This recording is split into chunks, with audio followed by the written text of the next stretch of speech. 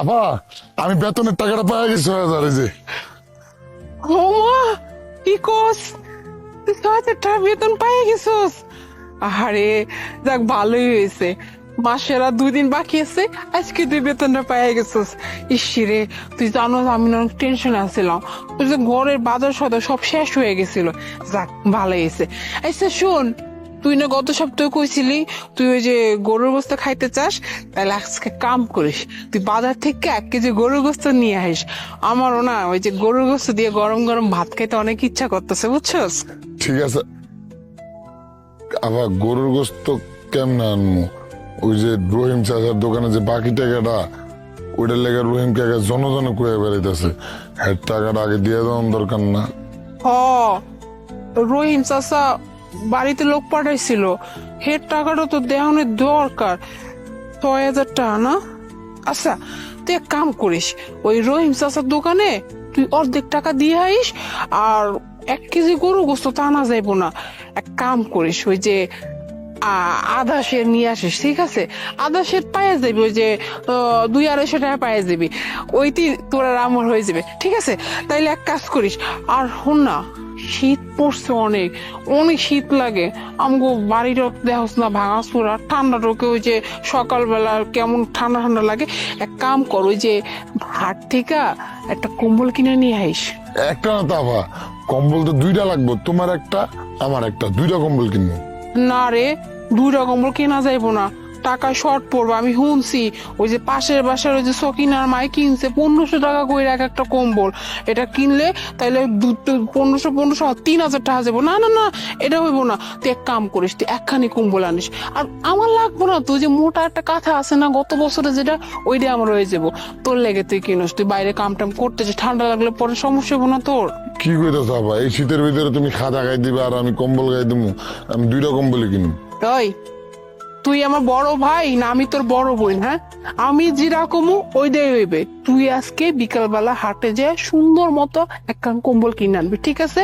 তাইলে আমি যেটা কইছি এটাই কিন্তু কি শুনবি। ব্যাপার, খুব খুশি খুশি মনে হচ্ছে? বেতন পেয়ে গেছো? যে স্যার, আমার বেতনের 6,000 টাকা আমি পেয়ে গেছি, আমার বোনের এনে দিস। ও, দেখি টাকাগুলো দিই।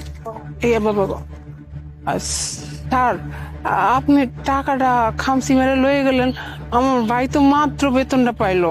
এক কাজ করো, বিকালবেলা তুমি অফিসে দেখা করো আমার সাথে। স্যার, আমি মাত্র বেতনটা পায়ে আনলাম আর আপনি টাকাটা নিয়ে গেলেন গা। আমি এত কথা শুনতে চাইনি, আমি যেটা বলেছি বিকালবেলা এসে আমার সাথে দেখা করো। So clear? ওকে? এই, এটা কি হলো? কাহিনী কি আমারে বলবি? তোর স্যার এসে টাকাটা খামসি মেরে লয়ে গেল কেন? হ্যাঁ, কি করছো সত্যি করে কা? কিছু একটা করছো। হ্যাঁ, আমি তোরে চিনি, তুই ভালো, এটা আমি মানি, কিন্তু তোর ভিতরে কিন্তু শয়তানিও আছে।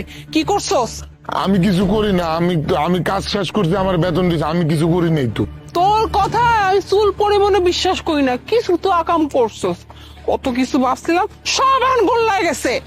আমার খিদা। এই, খাউন কিসের খাও না? আবার আইসে আমার খিদা লাগছে। খিদা, তোর খিদা আমি ছুড়া মনে পেটে যায় পাথর বান। আর ওই যে তোর স্যার কইছে না বিকাল বেলা তোর লাগে দেখা করতে, অফিসে যেতে, দেখা যাবি না, আমারে সঙ্গে করে লয়ে যাবি। আমিও যা জানুম যে তুই এমন কি এমন আকাম করছিস, যার লেগে তুই বেতনটা পাইতে না পাইতে আমার হাত দিয়ে খামসি মারা লয়ে গেছে। আর তুই সামনে দেশর যা হিন্দা। আমার খিদা। খিদা আইস তোর আছে খাওয়া মনে, গরুর গোস্ত।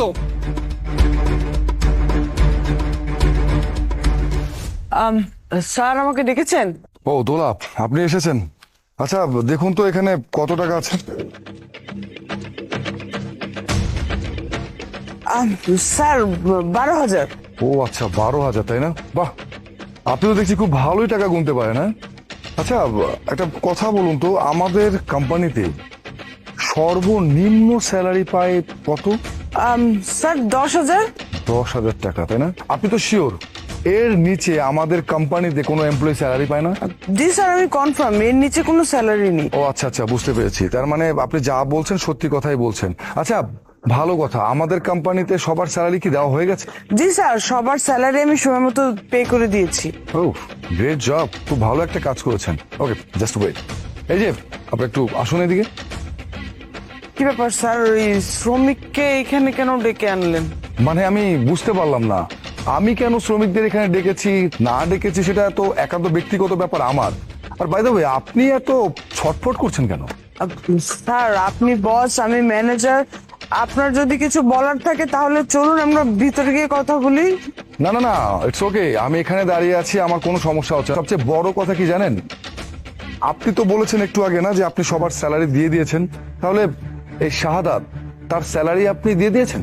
স্যার ওর যা বেতন আমি ওকে তাই দিয়েছি, 12,000 ওর স্যালারি আমি 12,000ই দিয়ে দিয়েছি স্যার। না না স্যার, উনি মিথ্যা কথা কইতাছে। উনি আমার 12,000 টাকা বেতন তো দেওয়া দূরের কথা, আমার যে বেতন 12,000 টাকা এটাই তো উনি আমার কয় নাই। উনি আমার 12,000 টাকা বেতন দিব কই থেকে, 6,000 টাকা করে বেতন দিতে স্যার, উনি মিথ্যা কথা কইতাছে। ও আচ্ছা, তাই? কি ব্যাপার মিস্টার দোলা, আপনি তো বললেন যে আপনি তার 12,000 টাকা স্যালারি দিয়ে দিয়েছেন, তাহলে শাহাদাত এখন বলছে আপনি তার স্যালারি 12,000 টাকা দেননি, এসবের মানে কি দোলা? স্যার আসলে ও আমার থেকে কিছু টাকা ধার নিয়েছিল, তো ও তো গরিব মানুষ, আমি ভাবলাম যে কিভাবে দেনাটা শোধ করবে, তাই আমি ওর স্যালারি থেকে আমার পাওনা টাকাটা কেটে রেখেছি, এই আর কি sir. Sir sir sir, madam এই যে এই কথাটা মিথ্যা কথা কইতাছে। আমার হ্যাঁ কোনো ধার দেয় না, আমি হাত থেকে কোনো ধার নিয়ে নাই। হ্যাঁ হুদাহুদি এইসব মিথ্যা কথাগুলো আমার নামে কইতাছে। হ্যাঁ এর ভিতরে ভেজাল আছে স্যার। আমি সবই বুঝতে পারছি, কে সত্যি বলতেছে আর কে মিথ্যা বলতেছে। আচ্ছা দোলা, আমি যতটুকু জানি আমাদের কোম্পানিতে যত এমপ্লয়ি আছে তাদের সবারই স্যালারি কিন্তু ব্যাংক অ্যাকাউন্টে ট্রান্সফার করা হয়, তাহলে আপনি কোন হিসাবে তার টাকাটা তার হাতে দিয়েছেন? আসলে স্যার আমি ওকে অ্যাকাউন্টেও টাকা দিতে চাইছি, কিন্তু ও আমাকে কোনো অ্যাকাউন্ট দেয়নি, বলে আমাদের কোনো অ্যাকাউন্ট নাই, মূর্খ সূর্খ মানুষ, ম্যাম আপনি আমাকে ক্যাশে দিয়েন, আমাদের জন্য উপকার হবে, এই জন্য আমি ওকে সবসময় না ক্যাশে টাকাটা দিতাম। আর এই ম্যাডাম একদম ফালতু কথা কইবেন না স্যার, ম্যাডাম একদম মিথ্যা কথা কইতাছে। আমার থেকে কখনো অ্যাকাউন্ট খুঁজেও নাই, আমার জিগায়ও নাই। আমার আরো বুঝ দিছে, কয় তোমাকে অ্যাকাউন্ট খোলা লাগবো না, অ্যাকাউন্ট খুললে টাকা খরচ হইব, অল্প করে টাকা পাইবা, তোমার হাতে দিয়া দিমু, এগুলা নিয়ে তোমরা বাজার সাথে করে খাইবা, এরকম ভাবে আমার নানান বুঝ দিয়া আমার আর অ্যাকাউন্টের কোনো কথা জিগায় নাই। আমার এইভাবে দিয়া হইতেছে 1 বছর ধরে স্যার। আমি সবকিছুই বুঝতে পেরেছি শাহাদাত, কোনটা সত্যি আর কোনটা মিথ্যা তা কিন্তু জলের মতো পরিষ্কার আমার কাছে। স্যার সামান্য একজন এমপ্লয়ের জন্য আপনি আপনার ম্যানেজারকে অবিশ্বাস করতেছেন স্যার, ওদের সামনে আমাকে এইভাবে কথা বলতেছেন স্যার, আমাকে। এই লিসেন, আপনি শুধু আমার এমপ্লয়ি বা কর্মচারী নন, ওরাও কিন্তু আমার এমপ্লয়ি, ঠিক আছে? আর আপনি যেটা করতেছেন সেটা একেবারেই অন্যায় করেছেন। আপনি একে তো মিথ্যা কথা বলছেন, তার উপর আপনার বড় বড় কথা বলছেন। তার মানে 1 বছর যাবত আমার আমার ভাইটারে ঠকানো হয়েছে স্যার। হ্যাঁ আমিও তো কই, আমার ভাই এত কষ্ট করে কাম করে আর মাস শেষে স্যালারি পায় মাত্র 6,000 টাকা। আমি আরো ভাবছি কি আমার ভাই মনে হয় নিশ্চয়ই উল্টা পাল্টা কোনো কাম করছে, এর লেগে আপনি তখন যে স্যালারিটা লইয়েছেন। আমি আর আমার ভাইটারে কত বকছি আপনি জানেন? হ্যাঁ কত গালাগালি করছি, ভাইটারে কত খারাপ ভাবছি, অথচ আমি তো এটাই জানতাম না যে আপনারই অফিসের আর একজন কর্মচারী এই যে ম্যাম সাহেব, হে আমার ভাইয়ের 1 বছর যাবত বেতন চুষে চুষে খাইছে। হ্যাঁ আর আমার ভাইটারে এত কষ্ট দিছে, তাই না? হ্যাঁ এই যে ম্যাডাম, আপনারা কি মানুষ? হ্যাঁ আপনিও তো স্যালারি পান, লাখ টাকার মতো স্যালারি হইব আপনার, সামান্য 6,000 টাকা লোভ কি সামলাইতে পারলেন না? হ্যাঁ মানে গরিবের টাকার উপর চোখটা এমন শকুনের মতো কি দেওয়ানি লাগবো? বুঝতে পেরেছি, আসলে যত ভেজাল যত সমস্যা সবকিছু আপনার মধ্যে, তাই না? ছি, আমার তো ভাবতে অবাক লাগতেছে যে আপনার মতো একজন এমপ্লয়ি এতদিন ধরে আমার কোম্পানিতে চাকরি করতেছে। লজ্জা করুন আপনার? আরে কতটা বিশ্বাস করে আমি আপনাকে আমার কোম্পানিতে ম্যানেজার হিসেবে আপনাকে নিয়োগ দিয়েছি, ভেবেছিলাম যে আমার কোম্পানির সমস্ত দায়িত্ব সমস্ত কিছু আপনি সুন্দরভাবে পালন করবেন এবং বিশ্বাসের সহিত। বিশ্বাস তো রাখেননি, ভরসা তো রাখেননি, উল্টা আপনি করেছেন গাদ্দারি। আমার না লজ্জা লাগতেছে আপনার মতো মানুষকে এই কোম্পানিতে আমি চাকরিতে রেখেছি কোন হিসাবে, যারা কিনা গরিবের টাকা মেরে খায়। আপনার একটা বারের জন্য লজ্জা করলো না একটা গরিবের হক মেরে খেতে? Sir I am sorry sir, ভুল হয়ে গেছে স্যার, আমাকে একটা সুযোগ দিন স্যার। ও আচ্ছা, আপনার সুযোগ দরকার না, তার মানে you have need opportunity. Okay fine, আমি আপনাকে একটা সুযোগ দিতেই পারি, তবে হ্যাঁ আমার একটা শর্ত আছে। যদি আপনি এই শর্ত মানেন তবেই আমি আপনাকে এই কোম্পানিতে চাকরিতে রাখবো। আর আমার শর্তটা হচ্ছে এই, এতদিন যাবত আপনি তার যত টাকা আত্মসাৎ করেছেন সমস্ত টাকা আপনি তাকে বুঝিয়ে দিবেন। এর মানে হচ্ছে 1 বছরে তাকে আপনি স্যালারি দিয়েছেন 6,000 টাকা, আর 6,000 টাকা আপনি তাকে দেননি, যেখানে তার স্যালারি 12,000 টাকা। দ্যাটস মিন 1 বছরে আপনি তার 72,000 টাকা আত্মসাৎ করেছেন। এই 72,000 টাকা 24 ঘন্টার মধ্যে আপনি তাকে বুঝিয়ে দিবেন, নয়তো আমার চেয়ে আপনার জন্য খারাপ কেউ হবে না, আর আপনার নামে আমি পুলিশে কেস করব। স্যার এত অল্প সময় 24 ঘন্টার মধ্যে এতগুলো টাকা আমি কিভাবে ম্যানেজ করব স্যার? এই দেখুন, আপনি টাকা কোথায় পাবেন না সেটা দেখার বিষয় আমার না। যখন আপনি তাদের টাকা আত্মসাৎ করেছিলেন তখন চিন্তা করেছিলেন আপনি টাকা কোথায় পাবেন? আমি কোনো কথাই আপনার শুনতে চাই না। 24 ঘন্টা আপনাকে সময় দিলাম, এর মধ্যে আপনি তাদের পাওনা টাকা তাদেরকে বুঝিয়ে দেবেন, নয়তো আপনার জন্য খুব খারাপই আছে। টাকা দিন, টাকা দিন।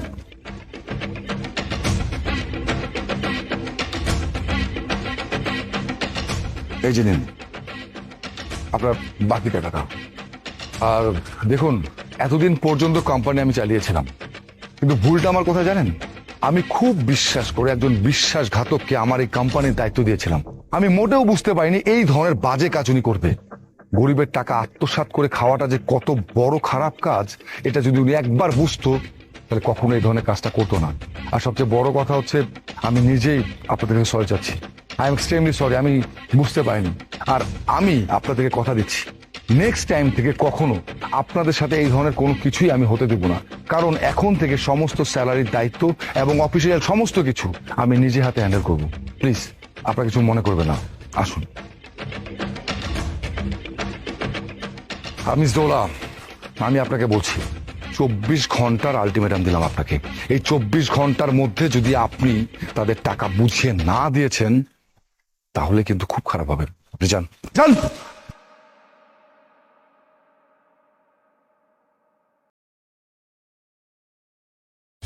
এই ফকিনি নে। ধন্যবাদ স্যার। কি আমার বোন মনে হয় জীবিত? মানে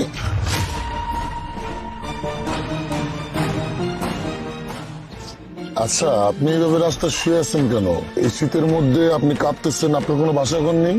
স্যার, বাসা বাড়ি থাকলে কি কেউ এই কনকন শীতের মধ্যে কি অমনি করে রাস্তায় শুয়ে থাকে কোন?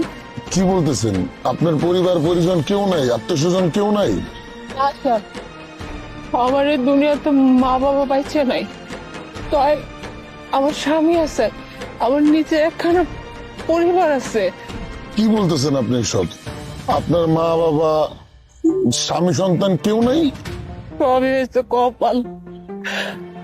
আমার স্বামী আমার অনেক ভালোবাসে, জানেন, আমার ভালোবাসে আমার স্বামী বিয়ে করছে, কিন্তু আমার ননদ, আমার স্বামীর ছোট বোন আমারে আমারে বাড়ি থেকে বাইর করে দিছে। বেরো বেরো আমার বাড়ি থেকে। দুলা, তুমি আমার বাড়ি থেকে বের করে দিতেছ, আমি কোথায় যাবো বলো? আমার তো কোনো জায়গা নেই বাড়ি ছাড়া। তুমি তো জানো এ দুনিয়াতে আমার মা বাবা কেউ বাইচে নেই, শুধুমাত্র তোমরাই আমার আপনজন। তোমার ভাই আর তুমি তো আমার দুনিয়াতে সবকিছু। তুমি আমার বাড়ি থেকে বাইর করে দিলে আমি কই থাকবো বলো? তুমি আমার সাথে এমনটা করো না, আমার বাড়িতে যাইতে দাও। তোর কেউ নাই না কেউ আছে সেটা তো আমার দেখার বিষয় না। কই থাকবি, কি খাবি, কি করবি সেটা একান্ত তোর ব্যক্তিগত ব্যাপার। তুই হইলে একটা নর্দমার কীট। এতদিন তোরে আমি সহ্য করছি শুধুমাত্র আমার ভাইয়ের মুখের দিকে তাকায়। আমি অপেক্ষায় ছিলাম যে কবে আমার ভাই বিদেশ যাবে আর আমি কবে আমার বাড়িটা পরিষ্কার করব। ফাইনালি আজকে এই দিনটা এসেই গেছে। এখন তুই চুপচাপ এই বাড়ি থেকে চলে যা, যা বলছি। দুলা বোন, তোমার কাছে সাহায্য করতেছো, তুমি আমার বাড়ি থেকে বাইর করে দিও না। আমার খাওয়ানোর দরকার না, আমার কাপড় চোপড় দেওয়ার লাগবে না। বাড়ির এক কোণে আমার থাকতে জায়গা দিয়ে আমি থাকবো, আর তুমি যে আমার বাইর করে দিতেছো আমি কিন্তু আমার বাইরে সবকিছু বলে দেবো, তখন কি হবে জাস্ট একটু চিন্তা করো। তুই আমার ভাইরে কোত্থেকে বলবি? আমার ভাই যেদিন বাংলাদেশে আসবে সেদিন আমি আমার ভাইরে বলবো যে ভাবি মারা গেছে। আর আমার ভাই আমার সব কথা বিশ্বাস করে। ছোটবেলা থেকে আমি ভাইকে যেটা বলছি ভাইয়া সেটাই বিশ্বাস করছে। দেখ, তোর সাথে কথা বলতে ভালো লাগতেছে না, তুই এখন আমার চোখের সামনে থেকে যা। আর ভুলেও জানি এই বাড়ির তীরসীমানে তোর আমি না দেখি। যা, আমার চোখের সামনে থেকে দূর হ, দূর হ। যত সব। আপনি জানেন স্যার, আমার ননদরে না আমি আমি আমার নিজের ছোট বোনের মতো দেখতাম। ছোট বোন গুলো ভুল হইবে, নিজের সন্তানের মতো করে লালন পালন করতাম, দেখাশোনা করতাম। আমার স্বামীর একমাত্র ছোট বোন, সবসময় ওর আবদার রাখছে, কোনো আবদার ওর অপূর্ণ রাখি নাই। আমার স্বামী আমার যখন বিয়ে করলো, বিয়ে করে বাড়িতে নিয়ে আসলো, অনেক সুন্দর করে সংসার করতেছিলাম। তারপর একদিন আমার শ্বশুরটা মারা যায়, কিন্তু আমার শ্বশুর মারা যাওয়ার আগে না আমার কাছ থেকে একটা কথা নিয়ে গেছিল। আমারে বলছিল যে বৌমা তুমি আমার একটা কথা দাও, আমার এই ছোট মায়েরারে তুমি তুমি নিজের ছোট বোনের মতো করে দেখবা, তোমাকে সন্তানের মতো করে দেখবা। আমি যাওয়ার পরে তো তুমি আর আমার ছেলে ছাড়া ওর কেউ থাকবো না। আমি আমি আমার শ্বশুর আব্বার কথা দিয়েছিলাম যে আব্বা দুনিয়াতে যা কিছু হয়ে যাক, যত যা কিছু হয়ে যাক, আমি আমি আপনার মায়ের কোনোদিনও ছাড়ব না। তারপর থেকে ভালো চলতেছিল। এরপরে আমার স্বামী হঠাৎ করে বললো তাই নাকি বিদেশে যাবে, বিদেশে যেয়ে টাকা ইনকাম করবে। তারপরে গেল গায়ে বিদেশে। তখন ভালোই চলতেছিল, আমার ননদ সবসময় আমার সাথে ভালোই ব্যবহার করতো। কিন্তু যেই আমার স্বামী বিদেশ চলে গেল, আমার ননদে আসল রূপ বাইরে গেল। এই আমার সাথে খুব দুর্ব্যবহার করতো। আমি যে বড় ভাবি, আমার বড় ভাবি বলে সম্মানই দিত না, আমার সাথে যা ইচ্ছে তাই ব্যবহার করতো। তারপরে বিয়ে করলো। বিয়ে করার পর থেকে ওর আচরণ আরো খারাপ হয়ে গেল। শুধু ওই না, ওর স্বামী সহ আমি যেতে নানা খারাপ ব্যবহার করতো। আমার ঠিক মতো খাইতে দিত না। আমি যখন কইতাম আমার ক্ষুধা লাগছে, আমার একটু খাইতে দাও, সারাদিন তো অনেক কাম কাজ করি, আমার না গায়ে হাত পর্যন্ত তুলতো। স্বামী পর্যন্ত আমার নানা ধরনের বাজে বাজে কথা কইতো। তারপর যখন কইতাম যে ঠিক আছে আমি আমার স্বামীর সবকিছু বলে দেবো, তখন আমার অনেক মারতো। এরপরে যেদিন একদিন আমি অনেক ঝগড়া করি যে তোমরা আমার লাগে খারাপ করতেছো, তোমরা ঠিক করতেছো না, ওই দিন আমার ননদ আমার ঘাড় ধাক্কা দিয়ে আমার বাড়ি থেকে বাইর করে দেয়। এরপর থেকে জানেন আমি এই 7টা দিন যাবত আমি রাস্তায় পড়ে আছি। এই শীতের মধ্যে আমার কোনো শীতের কাপড় আসছিল না। আমার যে কি শীত করতো আমি আপনার বুঝাতে পারবো না। আমি তো গত 3 দিন ধরে কিছু খাইও নাই। আমার পেটের মধ্যে যে কি খিদা।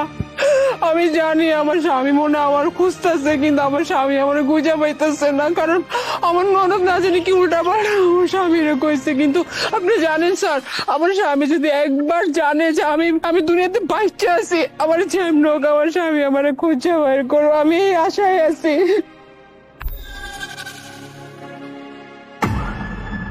শাহাদাত, তুমি তুমি তুমি তুমি কইছিল, তুমি এতদিন পরে কইছিল তোমার। আমি কত খুঁজছি তোমার। আমি এমনি রাস্তা পড়েছিলাম, তুমি কইছিলা বলো আমার। আমি তোমাকে খুঁজে নাই এমন কোনো জায়গা নাই। তোমার নাম্বারে কতবার আমি ফোন দিছি কিন্তু তোমার নাম্বার বন্ধ। আমাকে যখন আমার বোন বলছিল যে তুমি মারা গেছো, আমার না কোনোভাবেই সেটা বিশ্বাস হইতেছিল না। তাই আমি নিজেকে নিজে বুঝ দেওয়ার জন্য তোমাকে আমি কত খোঁজাখুঁজি করছি, কিন্তু আমার মন মানে নেই। আমার মনে বিশ্বাস ছিল যে তোমাকে আমি একদিন খুঁজে পাবো, তাই বলে তোমাকে আমি এইভাবে খুঁজে পাবো এটা আমি কখনো কল্পনাও করতে পারি না। আমি মানতেই পারতেছি না যে যেই বোনকে তুমি নিজের বোনের মতো লালন পালন করে বড় করছো, আমার সেই বোন কিনা তোমার সাথে। তুমি আমার সাথে বাসায় চলো, আমি ওর ব্যবস্থা আমি করতেছি। তুমি আমার সাথে বাসায় চলো। না না, আমি বাসায় যেতে পারবো না। আমি বাসায় গেলে তোমার বই না আবার আমার সাথে দুর্ব্যবহার করবে। আমি চাইও না তোমাদের মধ্যে সম্পর্ক নষ্ট হোক। আমার তুমি বাসায় নিও না। মোনা, তুমি এটা কি বলতেছো? তুমি আমার স্ত্রী, আমার সবকিছুর ভিতরে তোমার অধিকার আছে। ওই বোনকে কিভাবে শিক্ষা দিতে হয় সেটা আমি দেখতেছি। তুমি আমার সাথে বাসায় আসো, চলো।